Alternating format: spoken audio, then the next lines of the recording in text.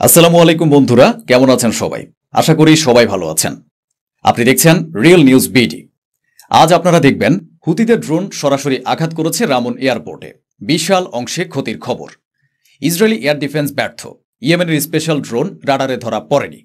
আমেরিকার নতুন চাল, বন্দীদের মুক্তির বিনিময়ে গাজায় যুদ্ধ থামানোর ফর্মুলা। স্পেনের বড় ঘোষণা, ইসরায়েলের অস্ত্রের পাইপলাইন বন্ধের সিদ্ধান্ত। নেতানিয়াহুর উপর নিষেধাজ্ঞার প্রস্তুতি। প্রথমে শুরু করছি সবচেয়ে বড় খবর দিয়ে। হুতিদের ড্রোন হামলায় ইসরায়েল কেঁপে উঠেছে। এয়ারপোর্টে সরাসরি আঘাত লেগেছে। এয়ার ডিফেন্স সিস্টেম ব্যর্থ হয়েছে। আসলে পুরো ঘটনাটি হলো ইয়েমেনের হুতি যোদ্ধারা আবারও ইসরায়েলকে কাঁপিয়ে দিয়েছে। হুতিদের একটি ড্রোন ইসরায়েলের রামন এয়ারপোর্টের প্যাসেঞ্জার টার্মিনাল বিল্ডিংয়ে আঘাত করেছে। এই হামলা সরাসরি প্রশ্ন তুলেছে ইসরায়েলের এয়ার ডিফেন্সের উপরে। ইসরায়েলি পত্রিকা দ্য টাইমস অফ ইসরায়েল জানিয়েছে, এই বিস্ফোরণে 63 বছরের এক ব্যক্তি গুরুতর আহত হন। এক নারী পালাতে গিয়ে পড়ে যান এবং আহত হন। এমনকি আরও অনেকে গুরুতর আঘাত পেয়ে হাসপাতালে পৌঁছান। হামলার পর এয়ারপোর্ট জুড়ে হুলস্থুল পড়ে যায়। মানুষ দিক বিদিক ছুটতে থাকে। কাঁচ ভেঙে যায়। ব্যাগেজ স্ক্রিনিং এলাকা ধ্বংসস্তূপে পরিণত হয়। টার্মিনালের উপরে কালো ধোঁয়া উড়তে থাকে। সবচেয়ে আশ্চর্যের বিষয়, একটিও সাইরেন বাজেনি। কারণ ইসরায়েলি এয়ারফোর্সের দাবি তাদের সিস্টেম এই ড্রোন ধরতেই পারেনি। অর্থাৎ হুতিরা এমন একটি ড্রোন বানিয়েছে যা ইসরায়েলের রাডার ও এয়ার ডিফেন্স সিস্টেম ধরতেই অক্ষম। এটা ইসরায়েলের জন্য অত্যন্ত বিপজ্জনক ইঙ্গিত। যদি একসাথে 100 ড্রোন আসে, তাহলে ইসরায়েলের উপর অনেক বড় বিপদ নেমে আসবে। হুতিদের হামলার পর রামন এয়ারপোর্টে টেক অফ ও ল্যান্ডিং বন্ধ করে দেওয়া হয়।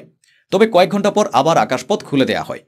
কিন্তু আসল প্রশ্ন হলো, যদি হুতিদের ড্রোন এত সহজে ইসরায়েলের সবচেয়ে সুশৃঙ্খল নিরাপত্তার আকাশ পথে ঢুকে সরাসরি এয়ারপোর্টে আঘাত করতে পারে, তাহলে ইসরায়েলের আয়রন ডোম এবং আমেরিকা থেকে পাওয়া থার্ড এয়ার ডিফেন্স সিস্টেম কি করছে? এগুলো আসলে কি কাজে লাগছে? রামন এয়ারপোর্টে হুতিদের ড্রোন বিস্ফোরণ এটি একটি দুর্ঘটনা ছিল না। এটি একক ড্রোন ছিল না। হামলা সেই সময় ইসরায়েলি সেনারা দাবি করেছিল যে তারা হুতিদের 3টি ড্রোন ধ্বংস করেছে। এখন যদি 3টি ড্রোন ধ্বংস করা যায়, তাহলে চতুর্থটি কেন ধ্বংস করা যায়নি? কেন তারা বিভ্রান্ত হলো? ইসরায়েলি সেনাদের তথ্য অনুযায়ী 2টি ড্রোন সীমান্ত অতিক্রমের আগে ইন্টারসেপ্ট করে ধ্বংস করা হয়। তৃতীয় ড্রোন মিশরের পথ ধরে ইসরায়েলি আকাশে প্রবেশ করে এবং সেটিও ধ্বংস করা হয়। এখান থেকেই একটি বিষয় স্পষ্ট, এলসিসির এয়ার ডিফেন্স ফোর্স চতুর্থ ড্রোনটি ধ্বংস করার চেষ্টা করেনি। কিন্তু চতুর্থ ড্রোনটি সবচেয়ে ভয়ঙ্কর প্রমাণিত হল। আইডিএফের রিপোর্ট অনুযায়ী এটি সব সিস্টেমকে চমকে দেয় এবং রামন এয়ারপোর্টের প্যাসেঞ্জার টার্মিনাল বিল্ডিংয়ে সরাসরি ধাক্কা মারে, যেখানে সাধারণ যাত্রীরা থাকেন। ইসরায়েল এখন পরীক্ষা করছে কেন তাদের হাইটেক এয়ার ডিফেন্স সিস্টেম এই ড্রোনটি ধরতে ব্যর্থ হলো। কিন্তু বাস্তবতা হলো, যে দেশ দাবি করেছিল তাদের আকাশে একটি পাখি উঠতে পারবে না এবং এদের অনেক চরম বিশ্বাসীও তাই বলতো, সেই দেশে এখন হুতিদের ড্রোন খোলা স্বাভাবিকভাবে এয়ারপোর্টে পৌঁছে ধ্বংসযজ্ঞ চালাচ্ছে। ইসরায়েলের জন্য ইয়েমেন একটি বড় চ্যালেঞ্জ হয়ে উঠেছে। বিষয়টি আরও গুরুতর হয়ে ওঠে যখন ইসরায়েলের এয়ারফোর্স ইয়েমেনে হামলা চালায়। তখন তারা ব্যাপক ক্ষয়ক্ষতি ঘটান। সম্প্রতি হামলায় ইসরায়েলি ফোর্স হুতিদের প্রধানমন্ত্রী ও 7 জন মন্ত্রীকে হত্যা করেছে এবং এরপরই হুতিদের হামলা তীব্র হয়ে গেছে। আজকের এই হামলাও সেই ক্রমের অংশ। এবার আসুন পরবর্তী খবরে। আমেরিকা নতুন একটি ফর্মুলা উপস্থাপন করেছে। গাজে যুদ্ধ বন্ধ করার বিনিময়ে একটি হোস্টেজ ডিল। কেমন ডিল শুনুন। ইসরায়েল ও হুতিদের যুদ্ধ থামানোর জন্য আমেরিকা নতুন একটি পদক্ষেপ নিয়েছে। ইসরায়েলি মিডিয়ার রিপোর্ট অনুযায়ী আমেরিকা হুতিদের কাছে একটি নতুন প্রস্তাব পাঠিয়েছে, যেটিকে বলা হচ্ছে কম্প্রিহেন্সিভ হোস্টেজ ডিল। এই পরিকল্পনা স্পষ্টভাবে বলা হয়েছে যুদ্ধ শেষ করার বিনিময়ে বন্দীদের মুক্তি। এ বিষয়গুলো আগেই জানা ছিল, তবে বিস্তারিত এখনও প্রকাশ করা হয়নি।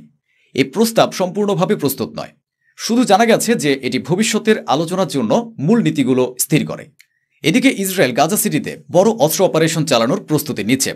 আইডিএফ উচ্চতা বিশিষ্ট আবাসিক ভবনগুলোকে বোমা বর্ষণ করে ধ্বংস করা শুরু করেছে। আমরা আগের দিনগুলোতে এই বিষয়টি দেখিয়েছি। রিপোর্ট বলছে এই অপারেশন 1 বছর পর্যন্ত স্থায়ী হতে পারে।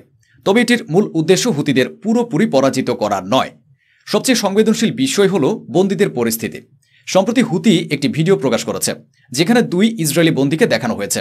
তাদের পরিবার বিশ্বাস করছে যে বন্দীদের গাজা সিটিতে স্থানান্তর করা হয়েছে, যেখানে এই মুহূর্তে ইসরায়েল সবচেয়ে বেশি বোমাবর্ষণ চালাচ্ছে এবং ভবন ধ্বংস করছে। অর্থাৎ একদিকে আমেরিকা বন্দীদের মুক্তির জন্য ডিল চালাচ্ছে, অন্যদিকে ইসরায়েলের বোমাবর্ষণ সেই শহরে আরও তীব্র হচ্ছে, যেখানে বন্দীদের রাখা হয়েছে। আমেরিকাও বিষয়টি বুঝতে পারছে। এবার স্পেনের খবরে আসা যাক। স্পেন নেতানিয়াহুর উপর নিষেধাজ্ঞা আরোপ এবং ইসরায়েলের অস্ত্র সরবরাহের পাইপলাইন বন্ধ করতে প্রস্তুত। বলা যায় স্পেন ইসরায়েলকে সবচেয়ে বড় ধাক্কা দিতে যাচ্ছে, যা আগে কেউ দেয়নি।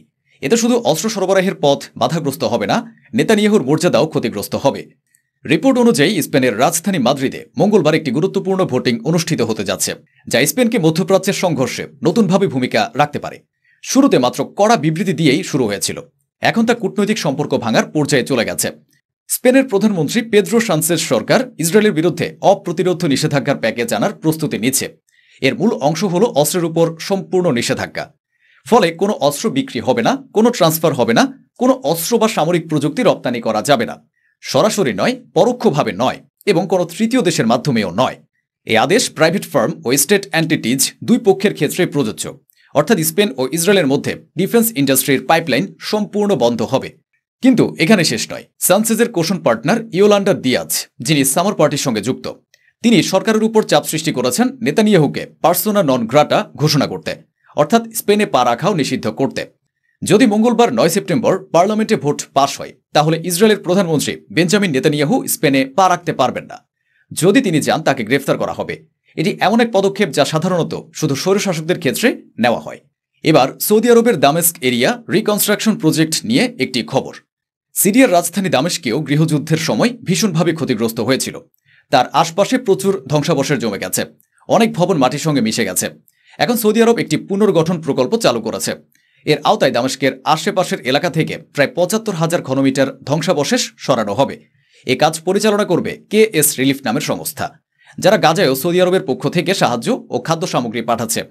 তারা প্রায় ৩০,০০০ ঘনমিটার ধ্বংসাবশেষ রিসাইকেল করে নির্মাণ সামগ্রী তৈরি করবে, যাতে নতুন ভবন নির্মাণ করা যায়। এদিকে গাজার পক্ষে লন্ডনে একটি প্রতিবাদ অনুষ্ঠিত হয়েছে।